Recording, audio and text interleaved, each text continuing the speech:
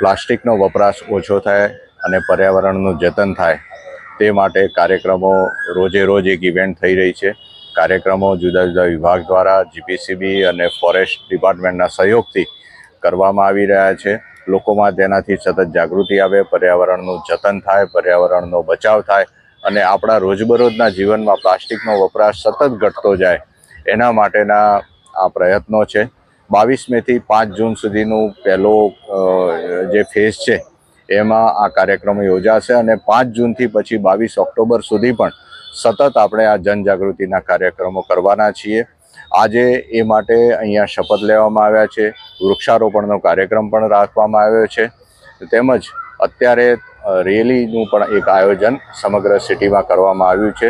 આ સમગ્ર કાર્યક્રમો વહીવટીતંત્ર, જેમાં ખાસ કરીને ફોરેસ્ટ વિભાગ અને જીપીસીબીના સહયોગથી યોજવામાં આવી રહ્યા છે. આ રેલી ક્યાંથી ક્યાં જવાની છે અને એનો મુખ્ય ઉદ્દેશ શું છે?